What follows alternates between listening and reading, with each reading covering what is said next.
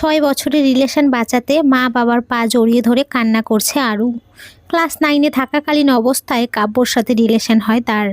তখন কাব্য ছিল ক্লাস 10-এ। এখন আরু ও কাব্য দুজনে অনার্স 3য় বর্ষের ছাত্রছাত্রী।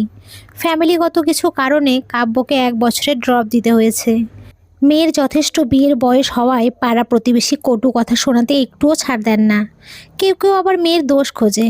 বাধ্য হয়ে আনোয়ার গাজী মেয়েকে বিয়ে দেওয়ার জন্য ছেলে দেখতে লাগলেন। এই বিষয়ে প্রথম থেকেই আপত্তি ছিল আরুর। তার একটাই কথা, সে কাব্যকেই বিয়ে করতে চায়। অন্যদিকে একমাত্র মেয়েকে একটা বেকার ছেলের হাতে তুলে দিতে নারাজ আনোয়ার গাজী। বাবার পায়ে পড়ে সমানে কান্না করে চলেছে আরু।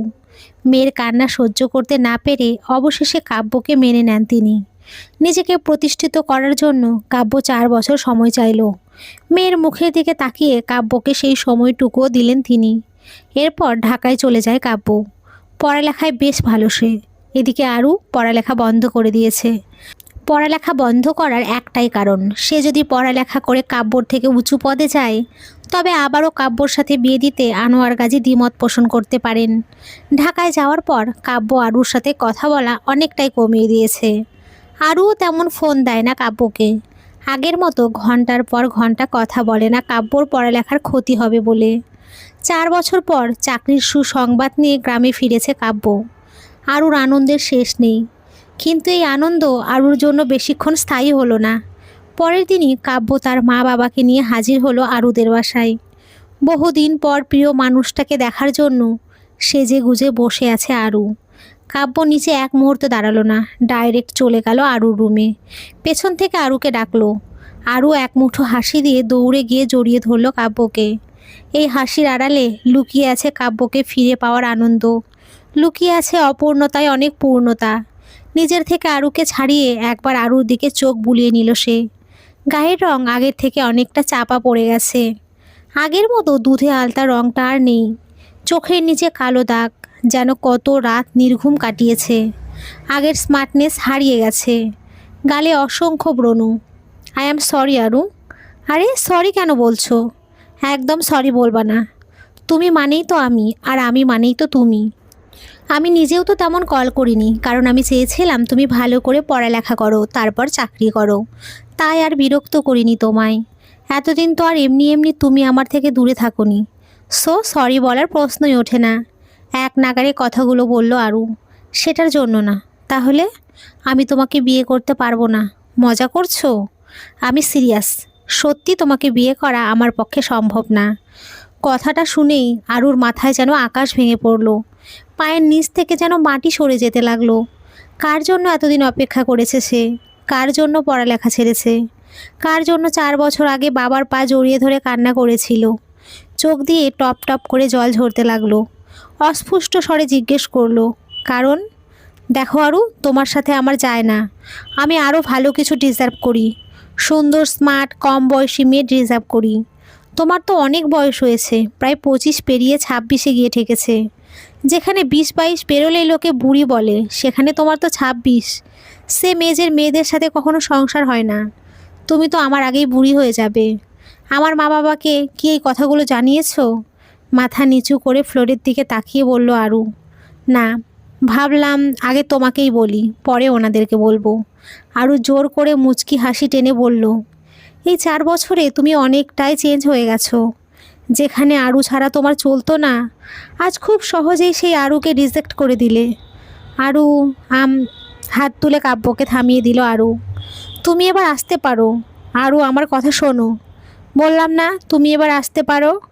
কাব্য রুম থেকে বের হতেই আরু ঠাস করে দরজা লাগিয়ে বালিশে মুখ গুজে কান্না শুরু করলো আরু। কিছুক্ষণ পর নিচ থেকে বাবার চিৎকার শুনতে পেল। দ্রুত আবার নিচে নেমে এলো। আমি তোমার নামে মামলা করব, আনোয়ার গাজী। চোখ মুছতে মুছতে বাবার পাশে দাঁড়ালো আরু। বাবা, মামলা করে কি হবে? আমার জীবন তো আমি নিজেই নষ্ট করেছি। কি আর দরকার এসবের মাঝে পুলিশ টানার? ভালো থাকুক না সে তার মতো করে। আজ আপনি জোর করে বিয়ে দিতে পারবেন, কিন্তু কি পারবেন জোর করে হারিয়ে যাওয়া ভালোবাসাকে ফিরিয়ে দিতে? পারবেন কি স্বামীর ভালোবাসার অধিকারটা ফিরিয়ে দিতে? তুই ছিনিয়ে নিবি? সব কিছু ছিনিয়ে নেওয়া যায় বাবা, জোর করে সংসার হয় না। কারণ ওই সংসারে ভালোবাসা নামক জিনিসটাই নেই। তাই যেতে দাও ওনাদের। এত সহজে ছেড়ে দেবো ওদের? ওর মতো প্রতারকের তো ফাঁসি হওয়া উচিত। প্লিজ বাবা, আর কথা বাড়িও না। আর কাব্য, আপনারা এবার আসতে পারেন।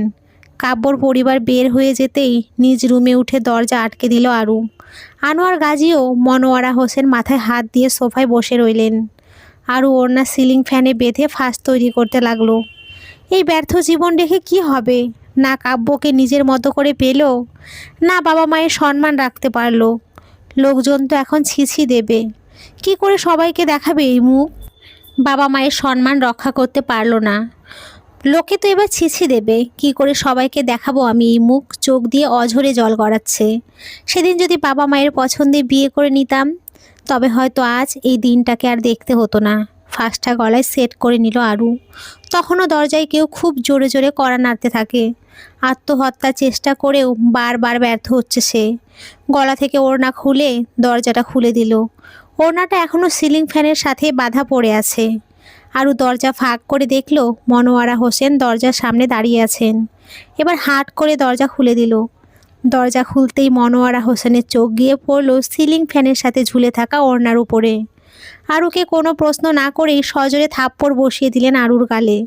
তুই কি করতে যাচ্ছিলি? হ্যাঁ হ্যাঁ রে আরু, এই কাজ করার আগে আমাদের কথা কি একবারও তোর মাথায় আসেনি? আমরা কি তোর কেউ না? তুই কি বুঝিস না তুই ছাড়া যে আমাদের আর কেউ নেই? তোর কিছু হয়ে গেলে কি নিয়ে বাঁচবো আমরা? তুই কি তোর বাবা মাকে মেরে ফেলতে চাস? আরু মাথা নিচু করে রইল, চোখ দিয়ে টপ টপ করে জল গড়াতে লাগলো। সত্যি তো, কি করতে যাচ্ছিল সে? যে বাবা মা তার জন্য এত কিছু করেছে তাদের কথা একবারও ভাবলো না। নীরবতা ভেঙে মাকে জড়িয়ে ধরলো আরু। সরি মা, আর কখনো এমনটা করব না। মেয়ে যে মানসিকভাবে একেবারে ভেঙে পড়েছে সেটা বেশ ভালোই বুঝতে পারছেন আনোয়ার গাজী। আনোয়ার গাজী ও মনোয়ারা হোসেন আরুর বিশেষ যত্ন নিতে লাগলেন। মেয়েকে নিয়ে নিয়ম করে ঘুরতে যাওয়া, সাথে রেস্টুরেন্টে খাওয়া দাওয়া তো আছেই। অন্যদিকে কাব্য সরকারি চাকরিজীবী হওয়ায় মেয়ে খুঁজতে অসুবিধা হলো না তার। বেশ সুন্দরী ইন্টারের একটা মেয়ের সাথে বিয়ে ঠিক হয় কাব্যর। বিয়ের দিনক্ষণ ঠিক হওয়ার পর বিয়ের কার্ড নিয়ে আরুদের বাসায় নিমন্ত্রণ করতে আসে কাব্য। আনোয়ার গাজী অফিসে ছিলেন। মনোয়ারা হোসেন কাব্যকে দূর দূর করে তাড়িয়ে দিতে চাইলে আরু বাধা দেয়। বেহায়ার মতো কাব্যকে বসিয়ে চা করতে রান্নাঘরে গেল। মনোয়ারা হোসেন মেয়ের উপরে রাগ দেখিয়ে নিজের রুমে চলে গেলেন। 2 কাপ চা করে ড্রয়িং রুমে গিয়ে 1 কাপ চা কাব্যর হাতে দিয়ে ও অন্য চায়ের কাপে চুমুক দিতে দিতে কাব্যর সামনে বসলো আরু। তো কী জন্য এসেছো বলো? আরু, আমাদের রিলেশনটা নাই থাক, আমরা তো সারা জীবন ফ্রেন্ড হয়ে থাকতে পারি, তাই না? মলিন হেসে আরু বলে উঠল, কাব্য, তোমার কথার ধরন দেখে মনে হচ্ছে সম্পর্কটা তুমি না আমি ছিন্ন করেছি। আরুর কথা শুনে মাথা নিচু করে ফেলল কাব্য। তো কিসের জন্য এসেছো সেটা তো বললে না? কাব্য বিয়ের কার্ডটি আরুর দিকে এগিয়ে দিল। কার্ডটি দেখেই আরুর বুকের ভেতরটা দুমড়ে মুচড়ে যাচ্ছে। এই কার্ডে কাব্যর সাথে কার নাম থাকার কথা ছিল, আর এখন কার নাম রয়েছে? নিজেকে সামলে কাব্যকে উদ্দেশ্য করে বলে উঠল, ও বিয়ে করছো বুঝি? কংগ্রাচুলেশন। আমি কিন্তু অবশ্যই যাব তোমার বিয়েতে। আসতে কে মানা করেছে? এসে নীলাকে দেখে যেও। ও, তোমার হবু বউয়ের নাম বুঝি নীলা? আমি যাব তোমার বিয়েতে। তোমাদের একসাথে কেমন লাগে সেটা দেখতে। তোমার সুন্দরী কম বয়সী বউকে তো দেখতেই হবে। তাহলে আমি আসি এবার। হ্যাঁ যাও, বিয়েবাড়ি বলে কথা, কত দিক সামলাতে হচ্ছে তোমায়। কাব্য যেতেই সোফার উপরে কার্ডটি রেখে একরাশ হতাশা নিয়ে নিজের রুমে অবস্থান করে আরু। আনোয়ার গাজী অফিস থেকে ফিরে সোফায় বসলেন। একটি কার্ড পড়ে থাকতে দেখে কার্ডটা হাতে তুলে নিয়ে পড়তে লাগলেন। কার্ডটি পড়ে রেগে মেগে আগুন হয়ে মনোয়ারা হোসেনকে ডাকতে লাগলেন। হুড়মুড় করে রুম থেকে বেরিয়ে আসলেন মনোয়ারা হোসেন। কি হয়েছে? কাব্য এই বাড়িতে এসে ঠাঁই পেল কিভাবে? তোমার মেয়ে বসিয়ে চা খাইয়েছে। তুমি তো চেনোই তোমার মেয়েকে। আজ আরু না থাকলে ইচ্ছে মতো কথা শুনিয়ে দিতাম ওকে। এই দেখো, বিয়ের নিমন্ত্রণ করতে এসেছিল সে। কই দেখি দেখি। হ্যাঁ গো, শুক্রবারই কি ওর বিয়ে? হ্যাঁ তাই তো দেখছি। রাতের বেলা খাবার টেবিলে বসে খেতে খেতে আনোয়ার গাজী বলে উঠলেন, আরু, শুক্রবারে তৈরি থেকো, আমরা বান্দরবান যাচ্ছি। আমি যেতে পারবো না বাবা, আমার কাজ আছে। কিসের কাজ? কাব্যর বিয়েতে যাব। তোমার কি মাথা ঠিক আছে? বলে ভাতের মতো জল ঢেলে উঠে চলে গেল আরু। ইতিমধ্যেই পাড়া প্রতিবেশী আবার কথা শোনাতে শুরু করেছে, মেয়ে বুড়ি হয়ে গেছে, তাই কেউ আর বিয়ে করতে চায় না। নিশ্চয়ই মেয়ের মতো এমন কোনো দোষ আছে যার জন্য কাব্য ওকে ছেড়ে চলে গেছে। এমনও হাজার প্রশ্ন আত্মীয়রাও দাওয়াত দিতে শুরু করেছে। সব কটা দাওয়াতই কিন্তু শুক্রবারে। আরুর বুঝতে বাকি রইল না যে সে যাতে কাব্যর বিয়েতে না যায় সেই জন্যই তার বাবা সবাইকে দিয়ে দাওয়াত করাচ্ছে। তবে যত যাই হোক সে কিন্তু বিয়েতে যাবেই যাবে। মেয়েকে মানাতে ব্যর্থ হন তিনি। অবশেষে বৃহস্পতিবার রাতে আরুকে বোঝাতে লাগলেন, আম্মু তুমি বিয়েতে যাইতে চাও ঠিক আছে, তুমি যাবা, কিন্তু ওখানে গিয়ে কোনো কান্নাকাটি চলবে না। তুমি যদি শক্ত হয়ে থাকতে পারো তবেই যাও। দেখো আরু, তুমি আমাদের একটি মাত্রই সন্তান, তোমার কিছু হয়ে গেলে আমরা কি নিয়ে বাঁচবো? আশা করছি তুমি আমাদের দিকটাও চিন্তা করবে। যাচ্ছ যাও, তোমার কোনো রকম অস্বস্তি হলে তাড়াতাড়ি বাড়িতে চলে এসো, ওখানে বেশিক্ষণ থেকো না। আরু মাথা নেড়ে হ্যাঁ সম্মতি জানিয়ে খাবার রেখে নিজের রুমে চলে গেল। সারা রাত নির্ঘুম কাটালো সে। কতবার ঘুমানোর চেষ্টা করেছে, কিন্তু কি করার, ঘুম তো আসেই না। সকালবেলা ধবধবে সাদা শাড়ি পরে নিচে নেমে আসে আরু। আরুর এমন রূপ দেখে কেঁপে ওঠেন মনোয়ারা হোসেন। আরু, এসব কি, সাদা শাড়ি পরেছো কেন? আমার জীবন তো এখন সব সাদা কালো হয়ে গেছে মা। কিসের সাদা কালো হয়ে গেছে? তোমার জীবন আমি আবার রঙিন করে তুলব। কাব্যর থেকেও বেটার কাউকে খুঁজে আনবো। সে কাব্যর মতো প্রতারক হবে না। পেছন থেকে চিৎকার করে বলে উঠলেন আনোয়ার গাজী। মনোয়ারা হোসেন আরুর শাড়ি পাল্টিয়ে নীল রঙের একটি শাড়ি পরিয়ে দিলেন। বিয়ে বাড়িতে গিয়ে খাবার খেতে বসে গলা দিয়ে খাবার নামছে না। এত দিনের ভালোবাসা আজ চিরতরে হারিয়ে ফেলল। শুধুমাত্র নিয়ম রক্ষার্থে খেতে বসেছিল, তাও খাবার রেখে হাত ধুয়ে উঠে গেল। নীলার হাতে একটি স্বর্ণের রিং পরিয়ে দিল। মূলত এই রিং অনেক আগে কাব্যর জন্য কিনেছিল আরু। ভাগ্যের পরিহাসে কাব্যকে সেটা আর দেওয়া হয়নি। সরি নীলা, রিংটা তোমার হাতে একটু বড় হতে পারে। আমি তো তোমায় কখনো দেখিনি, তাই তোমার হাতের মাপটাও জানি না। আরু, আপনি কাব্যর কে হন? নীলার প্রশ্নে অপ্রস্তুত হয়ে যায় আরু। আগ বাড়িয়ে কাব্য বলে উঠল, ও আমার ফ্রেন্ড হয়, অনেক পুরনো। ও নীলাম, আমি এখন আসি তবে। বাবা মা হয়তো চিন্তা করছে, বলেই বেরিয়ে গেল আরু। বাসায় এসে মরার মতো পড়ে আছে। পাড়া প্রতিবেশীর কথায় জীবনটা বিষিয়ে উঠেছে। আরুর জন্য ছেলে দেখতে উঠে পড়ে লেগেছেন আনোয়ার গাজী। আরুর এতে অমত করে। সে আর বিয়ে করবে না। তার জীবনের সব রং ছিল কাব্যকে নিয়ে। যেখানে রঙই নেই সেখানে রাঙানোর তো কোনো প্রশ্নই আসে না। মনোয়ারা হোসেন বোঝাতে লাগলেন, নিজের জন্য না হোক, আমাদের জন্য হলেও তোর বিয়ে করা উচিত। এভাবে নিজের জীবন নষ্ট করিস না আরু, আমরা যে আর নিতে পারছি না। তোর এভাবে একাকিত্ব আমাদের খুব পোড়ায়। তোর বাবা তোর চিন্তায় প্রায় অসুস্থ হয়ে গেছেন। আমাদের কিছু হয়ে গেলে তুই কি হ্যাপি থাকবি? মনোয়ারা হোসেন কথায় চোখ বন্ধ করে নিল আরু। তারপর এক নিঃশ্বাসে বলল, তোমরা যা ভালো মনে করো তাই করো, আমি তোমাদের সব প্রস্তাবে রাজি। খুশি মনে আবারও ছেলে দেখতে লাগলেন আনোয়ার গাজী। কিন্তু ফলাফল শূন্য। পাত্রপক্ষ বারবার রিজেক্ট করে দিচ্ছে আরুকে। আগে সৌন্দর্য আর তার মধ্যে নেই। সে একেবারে যে বুড়ি হয়ে গেছে এমনটাও কিন্তু নয়। তবে তার গায়ের রং, চলাফেরা বদলে গেছে, আগের থেকে শুকিয়ে গেছে। চোখের নিচে কালো দাগ পড়ে গেছে। রাত জাগার ফলাফল মুখে ব্রণ। তাও হতাশ হননি আনোয়ার গাজী, বরং উল্টো আরুকেই বুঝিয়ে চলেছেন তিনি। অনেক খোঁজার পর অবশেষে নিজের মনের মতো একটা ছেলে পান। ছেলেটাও আরুকে বিয়ে করতে রাজি। শ্যামবর্ণ ছেলে, মায়াময় চেহারা, দেহের গড়নও খুব সুন্দর। শিক্ষিত, খুবই গরিব ঘরের ছেলে, টাকা ঘুষ দিতে না পারায় চাকরি হচ্ছে না। আনোয়ার গাজী নিজের কোম্পানিতে বড় প্রজেক্টে কাজ দেন ছেলেটিকে। তার নাম রাফসান শেখ। বাবা মায়ের একমাত্র ছেলে। বড় একটা বোন ছিল, তার বিয়ে হয়ে গেছে। সবার মতামতেই আরুর সাথে বিয়ে হয় রাফসানের। মুখের মতো সব সময় যেন মুচকি হাসি লেগেই থাকে তার। বিয়ের রাতে আরু তার অতীত সম্পর্কে বলতে চাইলে রাফসান তাকে থামিয়ে দেয়। আমি তোমার অতীত সম্পর্কে জানতে চাই না আরু। অতীতে যা ঘটেছে তা ঘটেছে। সেটা নিয়ে ভেবে আমি আমাদের ভবিষ্যৎ নষ্ট করতে চাই না। আমি শুধু এটাই চাই, আমি যেন আমার ভালোবাসা দিয়ে আপনার সব দুঃখ কষ্ট মুছে দিতে পারি। আপনার অতীতের কালো অধ্যায় যাতে ভুলিয়ে দিতে পারি। আমার কোনো কাজে আপনি বিরক্ত হলে আপনি আমায় বলে দেবেন। আমি সেটা শুধরে নেওয়ার চেষ্টা করব। আপনি আমায় বিয়ে করেছেন কেন? ভালোবাসি তাই। রাফসানের কথায় আরু মাথা তুলে তাকালো। তার ছেলের একটা হাসি দিয়ে বলল, সবাই তো আমায় দেখলেই রিজেক্ট করে দেয়। আর সেখানে আপনি বলছেন আপনি আমায় ভালোবাসেন। বাসি, যার কাছে যারে ভালো লাগে। সবাই কি আর হীরার মর্ম বোঝে? সবাই তো চাকচিক্যের পেছনে ছোটে। বাদ দাও, তুমি অনুমতি দিলে আমি তোমায় রাফু নামেই ডাকতে চাই। রাফু কেন? রাফসান থেকে রাফু। আর একটা কথা, আমি কিন্তু এত আপনি আপনি শুনতে চাই না, আর বলতেও পারবো না। ঠিক আছে, তুমি খুব ভালো মানুষ। এত তাড়াতাড়ি ভালোর সার্টিফিকেট দিয়ে দিলেন ম্যাডাম। তুমি সত্যিই ভালো। এই সার্টিফিকেটটা শুধু আজকে রাতের জন্য নয় ম্যাডাম, এই সার্টিফিকেটটা আমি সারা জীবনের জন্য অর্জন করতে চাই।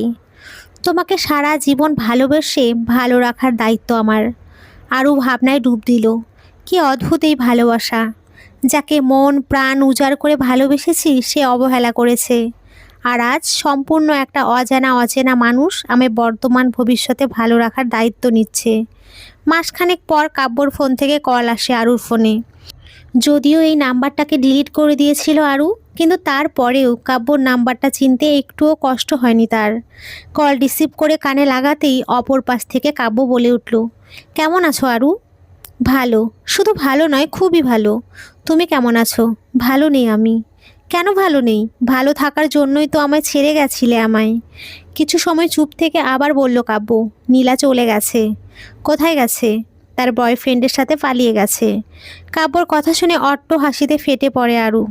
দেখলে তো কাব্য, ভালোবাসার রং বদলায়। দেখো, আমি তোমাকে ভালোবেসেছি কিন্তু তোমায় পাইনি, তুমি বদলে গেলে তাই। আর তুমি যাকে ভালোবেসেছো তাকেও সারা জীবনের জন্য নিজের মতো করে পাওনি, কারণ সে বদলে গেছে। তবে একটা জিনিস ভালোই হলো, তুমি আমার লাইফ থেকে চলে যাওয়ায় বোধহয় আমি রাফসানের মতো এত ভালো সৎ মানুষকে পেয়েছি। কথায় আছে না, তোমার জীবন থেকে কিছু হারিয়ে গেছে বলে হতাশ হইও না, ধৈর্য ধরো। আল্লাহ উত্তম পরিকল্পনাকারী, তিনি হয়তো তোমার জন্য আরও ভালো কিছু রেখেছেন, তাই সেই জিনিসটা কেড়ে নিয়েছেন। বিশ্বাস করো কাব্য, আমি এখন খুব সুখে আছি। এই সুখটা বোধহয় তুমি দিতে পারতে না। সেদিন তুমি আমার একটু পরিবর্তন দেখে খুব সহজেই রিজেক্ট করে দিলে, অথচ তুমি চাইলেই পারতে তোমার ভালোবাসা দিয়ে আমাকে আবার আগের মতো করতে। তখনকার ওই পরিবর্তনটাও কিন্তু তোমার জন্যই হয়েছিল। তোমার সাথে কথা না হলে আমার ঘুম আসতো না, সারা রাত নির্ঘুম কাটিয়েছি। তাও তোমায় কল করিনি তোমার ঘুমের ডিস্টার্ব হবে বলে। ফলাফল, মুখে ব্রণসহ অসংখ্য স্পট পড়েছিল। 4 বছর পর আদৌ তুমি আমাকে নিজের করে নিতে পারবে তো? এই নিয়ে সারা দিন চিন্তায় থাকতাম। ঠিক মতো নাওয়া খাওয়া করিনি, তার জন্য শুকিয়ে গেছিলাম। ফলাফল, তুমি আমায় ছেড়ে চলে গেছিলে। অপর পাশ থেকে কাব্য ফল কেটে দিল। আরও ফোনটা রেখে ব্যালকানিতে দাঁড়িয়ে আকাশের দিকে তাকিয়ে একটা দীর্ঘশ্বাস ছেড়ে দিল। জীবন কাকে কখন ঠিক কী উপহার দেবে তা কেউ জানে না। অন্যকে ঠকিয়ে কেউ কখনো সুখী হতে পারে না। তো বন্ধুরা, আজকের এই গল্পটি এই পর্যন্তই। গল্পটি কেমন লাগলো অবশ্যই জানিও। আর তোমরা সকলে খুব ভালো থেকো, সুস্থ থেকো। সকলকে অসংখ্য ধন্যবাদ। নমস্কার বন্ধুরা।